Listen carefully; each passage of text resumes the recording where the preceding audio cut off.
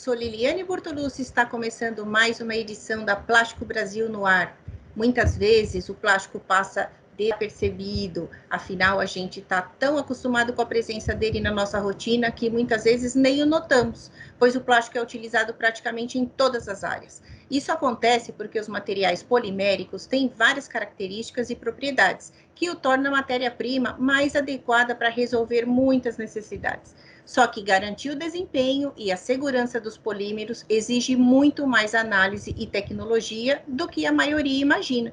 E para esclarecer um pouquinho sobre isso, nós vamos falar sobre como os testes laboratoriais dos polímeros refletem nas fábricas e no produto final. E para falar sobre esse assunto, nós trouxemos hoje dois experts. A Ana Cléria Ferreira, especialista em tecnologia de polímeros do Instituto Senai, e o Henrique Finocchio, que ele é diretor técnico da Afinco Polímeros. Muito obrigada pela presença de vocês e também por terem aceitado o nosso convite, tá? Eu vou começar direto, então eu vou falar com a Ana. Ana, gostaria que você explicasse para a gente qual é o papel do laboratório de análise de polímeros dentro da cadeia de produção do plástico, para a gente começar. Tá, joia. Obrigada, Liliane, pela oportunidade. O Instituto Senai de Inovação, agradece essa oportunidade de falar um pouco sobre o que nós fazemos aqui, Então, quando nós analisamos as análises, quando pensamos em análises em polímeros, na cadeia produtiva do plástico, ela está presente em todas as fases, desde o momento do desenvolvimento do produto, em definição, por exemplo, de tipo de polímeros, tipos de aditivos, passa pelo controle de qualidade, o controle da produção, e analisa falhas do produto, analisa o produto já em campo e, por fim, analisa, inclusive, como ele vai ser destinado, e como ele está no aspecto de destinação. E o interessante das análises é que a resposta ela é real. Quando nós fazemos análises, fazemos testes em polímeros, nós temos dados quantitativos, qualitativos, e isso significa responder com segurança, isso confere segurança à cadeia produtiva.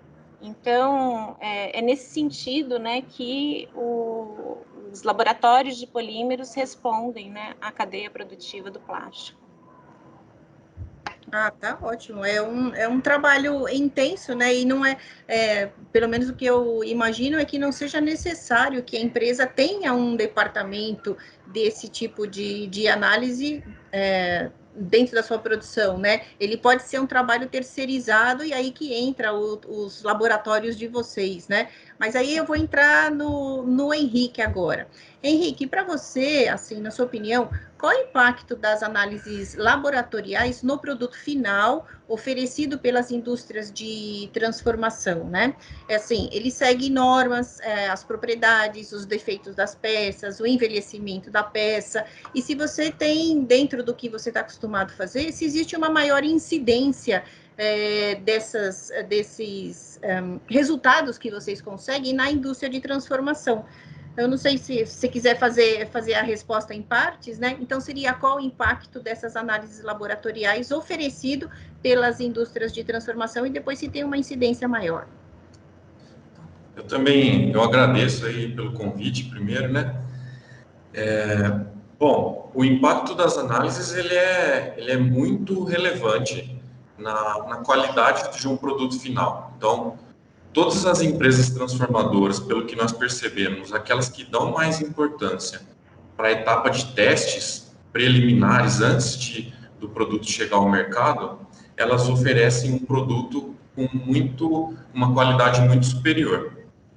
Seguindo um pouco as etapas do que a Ana falou, esses testes eles vão entrar desde da concepção do produto, na seleção de materiais a serem utilizados, e até os testes de conformidade com aquela aplicação que esse produto vai ser submetido, e também depois os testes de falhas, eventuais falhas que possam acontecer.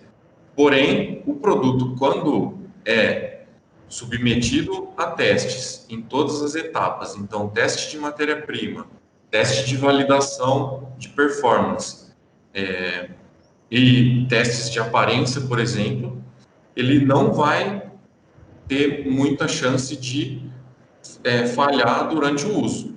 Então, quanto mais uma empresa ela leva com seriedade a etapa de testes antes do produto chegar ao mercado, ao consumidor, ela gasta menos depois com análises de falhas e reclamações, e depois, às vezes, tem Devolução, né?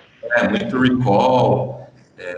Então, essas empresas que se preocupam mais com os testes vão gastar menos depois com essas reclamações e devoluções. Nós fazemos muitos testes nessas áreas, assim, de forma bem uniforme, né? Então, fazemos muito teste que ajuda na seleção de materiais, são os testes feitos direto nas matérias-primas, como se fosse uma validação da matéria-prima. Fazemos muitos testes depois de desempenho e muitas análises de falha. As análises de falha, as que nós percebemos mais problemas, assim, são relacionadas tanto a processo, né? A peça foi processada de uma forma não adequada, ou a formulação utilizada ela também não estava correta, e às vezes um problema de aditivação que faz, por exemplo, um polímero que era para durar 5 anos exposto ao ambiente, ele vai durar um só e vai falhar antes de chegar nos 5 anos. Então, são esse tipo de problema que acontece que acarreta falha depois dos polímeros em campo, né? Eu citei, quando eu perguntei para você, eu perguntei sobre os testes que o produto pode sair fora da normatização, né? Os produtos importados, vocês também fazem sobre produtos importados para empresas, assim, para ver se ela está dentro das normas brasileiras, ou não é esse tipo de trabalho tem que ser feito lá na origem, na fabricação do produto? Bom, nós, na Afinco, nós seguimos muito mais normas internacionais. A empresa brasileira fazendo testes conforme normas internacionais. Fazemos muitos testes conforme as normas ABNT, mas a maioria dos trabalhos é seguindo normas ASTM, ISO e as das montadoras, né? Então, cada montadora tem sua norma específica, e aí nós seguimos muito as normas das montadoras. Então, da Ford, Peugeot, Hyundai, cada montadora tem sua própria norma, e aí nós seguimos essas normas. Entendi. Ana, queria voltar para você um pouquinho. Que tipo de análise vocês podem fazer, ou dentro, não só no Senai, mas dentro de um laboratório especializado, né? E se você poderia exemplificar que você já viveu aí um problema numa produção que conseguiu identificar, fez um diagnóstico e conseguiu corrigir para algum cliente que vocês estavam trabalhando, e deu tempo de salvar a sequência de produção, vamos dizer assim, né? Então, o nosso laboratório, né, assim como outros, né, laboratórios que atendem, né, ao segmento de polímeros, eles contemplam vários tipos de testes em diferentes níveis, né, de complexidade. Então, por exemplo, desde testes de desempenho mecânico já bem definidos, normalizados, né, conforme o Henrique falou, a gente usa também muito a STM, né, para teste mecânico e ISO. Há testes de nível de complexidade bem elevado, né? Então, por exemplo, ressonância magnética nuclear. Então, dependendo do tipo, né, de problema que a gente tem que chega, né, até o laboratório, é necessário que a gente tenha a contribuição de várias técnicas de caracterização. Mas, assim, o normal, né, o mais comum em relação a laboratórios de caracterização de polímeros e laboratórios até presentes, né, nas empresas, são os testes, né, de análise mecânica, análise térmica, análise relacionada a comportamento reológico com índice de fluidez, né? Mas aqui no nosso instituto, né, e também na nossa rede, né, Senai, e inclusive com colaboradores, né, por exemplo, a Afinco até, né, a gente já trabalhou junto. O ideal é que nós tenhamos colaboração, né? Então, que um laboratório especializado, ele nunca vai ter todas as técnicas necessárias, às vezes, para resolver um problema. Às vezes a gente precisa, temos que ter técnicas diferentes para chegar a uma correlação de resultados e obter a resposta que o cliente necessita, né? No Senai, né, nós temos assim bastante experiência em todos os níveis, né, em desenvolvimento, porque aqui é um instituto de desenvolvimento de materiais, né? Então nós trabalhamos no início, né, na caracterização, mas resolvemos sim, né, bastante problemas de falha, né, como o Henrique citou. E um dos problemas, assim, que nós temos bastante lembrança, né, porque foi um problema bem, né, com uma empresa da área automotiva em que existia refúgio no nível de 40% das peças, né? E nós visitamos a empresa, diagnosticamos o problema e não bastou apenas interferir no processo produtivo, né? Nós tivemos que realizar análises, e análises não triviais. Então, tivemos que realizar análises relacionadas à microscopia eletrônica, à microscopia ótica acoplada a infravermelho. Então, são técnicas que resolveram o problema e que técnicas mais simples, por exemplo, a determinação de uma resistência ao impacto não resolveu. E aí, com essas técnicas mais complexas, fechamos um projeto, porque foi um projeto, né, de um nível... foi um projeto grande, e aí, a partir desse momento, conseguimos reduzir o refúgio, né, a 6% da produção da empresa. Eu ia perguntar no final, para quanto que vocês conseguiram melhorar e diminuir esse número? Então, esse projeto ele foi muito significativo, né, porque conseguimos associar, né, os conhecimentos da produção, né, de peças em materiais poliméricos com as técnicas, né, mais avançadas, inclusive, para resolver um problema, né? E aí foi um trabalho multidisciplinar, inclusive, né? A equipe estava envolvida, né, em relação ao problema, e envolvimento, inclusive, de técnicas estatísticas que tivemos que aplicar, mas deu resultado, né?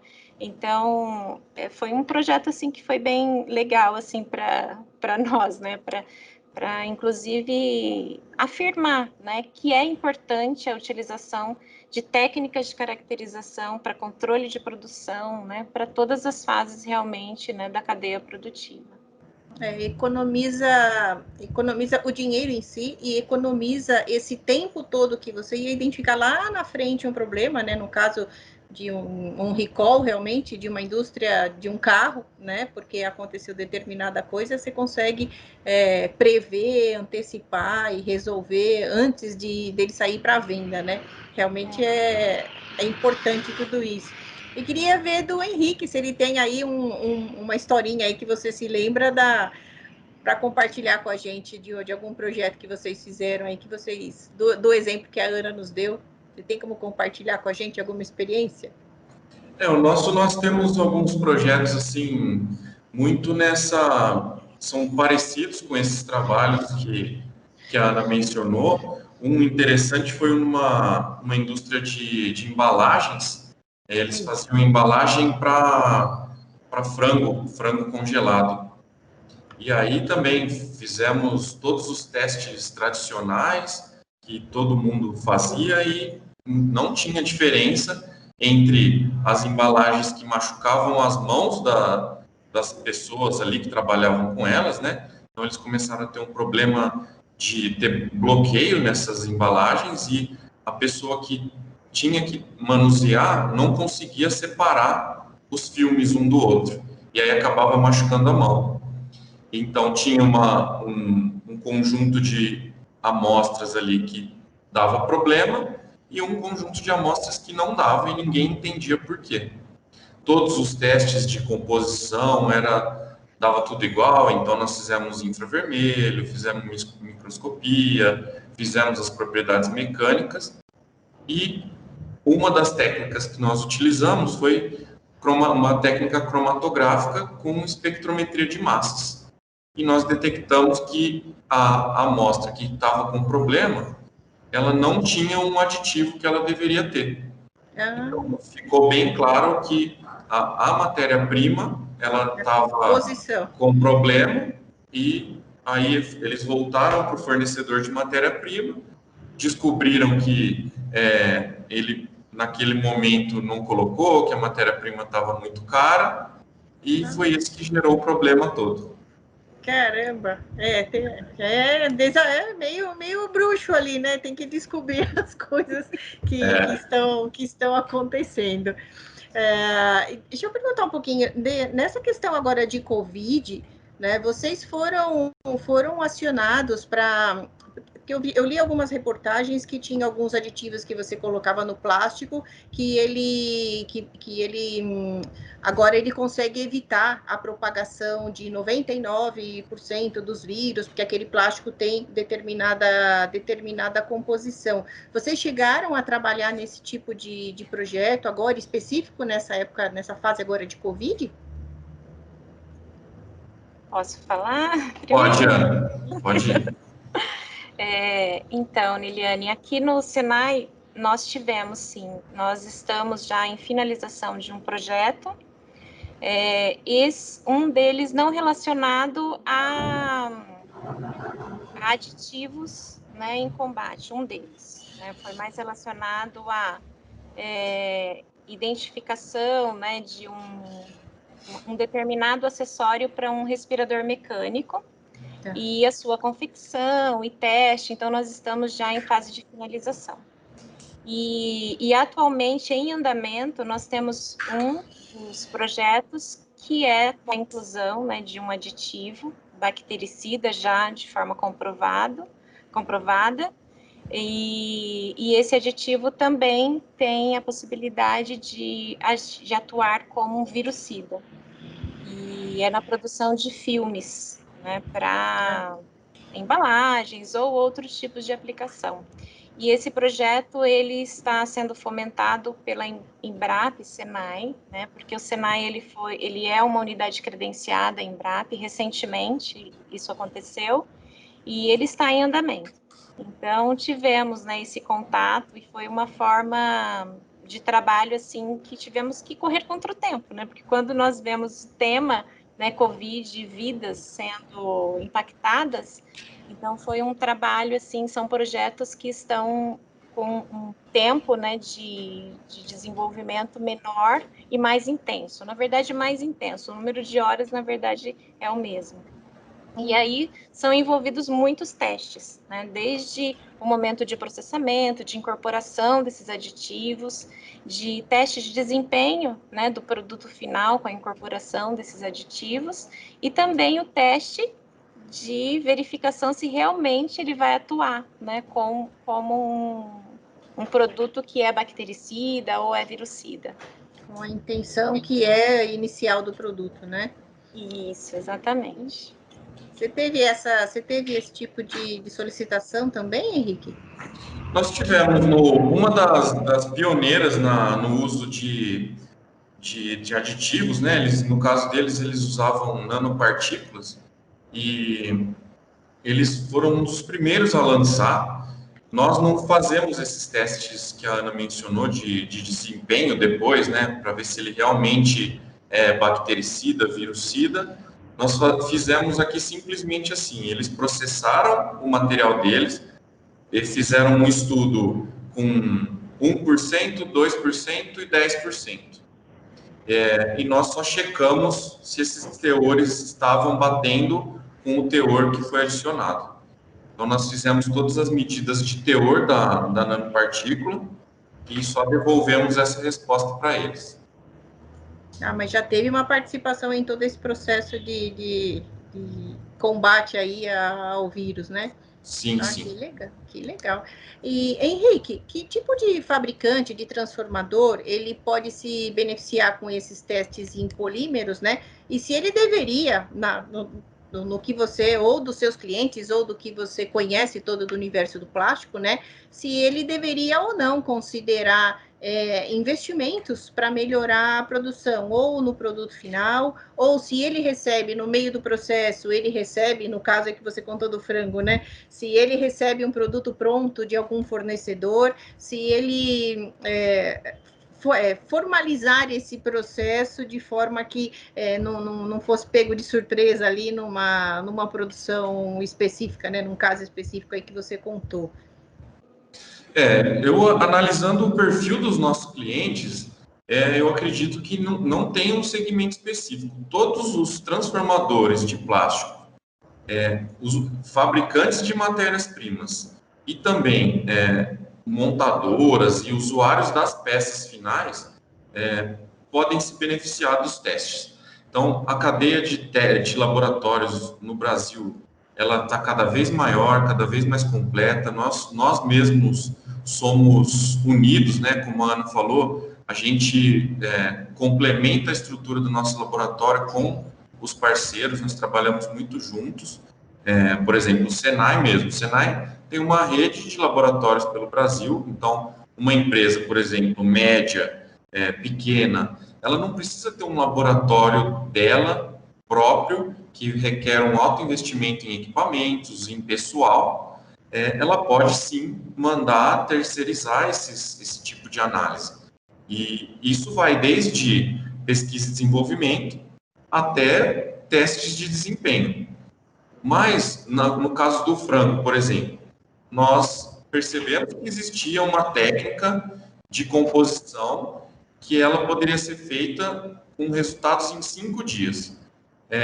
Essa empresa, por exemplo, ela poderia ter criado um procedimento interno de toda matéria-prima, todo lote que chegasse, ela passar por um controle de qualidade, por esse teste, para checar se o aditivo está lá ou não, ao invés de esperar o problema acontecer. E depois que embalou, aí você começa a ter aí o prejuízo vai em cadeia, né? Aí depois... Vai em cadeia, pode gerar a morte de algumas pessoas, como é o caso de indústria automotiva. E não vale a pena você esperar isso. Então, quanto mais você consolida toda a parte de análise na matéria-prima, no produto, você consegue garantir a qualidade do seu produto, da sua embalagem, e de todo o material plástico que você vai lançar para o mercado, né? Tá, perfeito. Ana, queria perguntar para você, falando um pouquinho de futuro, né, que a gente já está ficando com o nosso... Passa tão rápido, a gente nem percebe. Então, para a gente falar um pouquinho de futuro, né, na sua opinião, qual o futuro dessas análises laboratoriais de polímeros, né? Se existem novas técnicas que vocês já ouviram falar, que só não chegou no Brasil, mas logo vai estar aqui, e possibilidade de desenvolvimento nessa área, e como é que o Senai participa de todo esse processo, né? Se o Senai está sempre buscando e conhecendo essas tecnologias ou processos que vêm, ou estão criando coisa aqui também. Queria que você falasse um pouquinho desse futuro desses laboratórios aí de análise. Para o Henrique também, Henrique, vem na sequência. O futuro, né, das análises, ela se encontra muito na colaboração, né? Então, como nós já comentamos, os laboratórios eles precisam ter inter-relação, né? Eles precisam complementar complementar a técnica do outro, né? Porque é impossível um laboratório possuir todas as técnicas, né? A manutenção é cara, né? Tem um custo elevado, e os especialistas que assumem essas técnicas também. E considerando o futuro para as análises, elas se tornam cada vez mais complexas. E cada vez mais exige maior conhecimento em conhecimento da técnica, conhecimento em preparação de amostras, criatividade na preparação da amostra. Então, o futuro está nessa situação, né, de conhecimento e também de correlação de resultados entre técnicas. E é importante, né, a gente lembrar né, que os equipamentos eles estão ficando cada vez mais evoluídos, né, em tecnologia, em base de dados, em banco de dados, e o importante, né, é também que os laboratórios tenham essa atualização, né, em relação às técnicas. Em relação ao futuro dos laboratórios no Brasil, eu sinto que as empresas que dependem, né, de laboratórios externos, né, que dependem de laboratórios no exterior, na sua matriz, por exemplo, elas estão tendendo também a utilizar os laboratórios brasileiros. Então, a tendência também é que nós tenhamos mais, né, técnicas desenvolvidas, mais metodologias desenvolvidas para o atendimento, né, dessas empresas que necessitam do trabalho aqui no Brasil, né? Desenvolvimento, validação de metodologias exigidas, né, em determinados produtos. Então, eu vejo o futuro dessa forma, correlação de técnicas, conhecimento, né, das pessoas que trabalham com essas técnicas. É uma mão de obra bastante específica, né? Muito conhecimento de materiais e conhecimento do equipamento e conhecimento da aplicação, se é embalagem, se é automotivo, se é aeronáutico, então isso aqui tem uma mão de obra difícil de achar aí mesmo. E a discussão, exige-se, por exemplo, uma discussão em várias áreas, porque às vezes o técnico que trabalha com aquele equipamento, com aquela técnica de caracterização, ele não entende o material, e aí ele vai ter que passar a entender. E aí é dessa forma, e como ele começa a entender? Com discussões, né? Com a inter-relação, né? Entre as diferentes tecnologias. E com os desenvolvimentos de materiais cada vez mais complexos, é que essas técnicas também precisam evoluir. Então, o desenvolvimento de materiais no segmento, né, de nanotecnologia, os aditivos na área de carbono, então, por exemplo, grafenos, nanotubos, os desenvolvimentos de materiais biodegradáveis, de biopolímeros, de toda essa parte, né, do segmento de materiais plásticos, eles acabam também, com a sua complexidade, fazendo com que as técnicas de caracterização também fiquem mais complexas e exijam mais conhecimento e tecnologia nos próprios equipamentos. Os produtos vão sendo inventados, né? E aí depois você tem que cuidar para que isso seja saudável e seguro, né? Para o usuário, para a população, para quem vai consumir aquele determinado material, né? Henrique, você queria completar alguma coisa da fala da Ana Clélia? A Ana já falou muito bem. Para falar de tendências na área de polímeros, é super complicado escolher alguns temas, porque é uma área que cresce muito, o setor de plásticos cresce no mundo todo, mas em concordância com o que a Ana disse, eu acho que o futuro das análises está no uso de técnicas, essas mais avançadas, de forma acoplada. Então, nós vamos usar um infravermelho com espectrometria de massas, uma termogravimetria com infravermelho e com espectrometria de massas. Então, acoplar essas técnicas para cada vez ter maior sensibilidade, detectar mais aditivos e polímeros diferentes. Na área dos materiais, eu citaria que eu tenho visto muito, nós somos muito procurados por isso, são os polímeros sustentáveis, sejam eles os de origem renovável, com os biopolímeros, com as cargas vegetais, e esses biodegradáveis. E na parte de processo, a gente vê muito a inovação nessa área de impressão 3D, que é um tipo de processo que cresce muito também no mundo inteiro, e aqui não é diferente, né? Muitas empresas já trabalhando com isso e procurando nossa empresa para fazer os testes e caracterizar essas peças, né? Nossa, que legal. É tanta coisa nova que está saindo, né?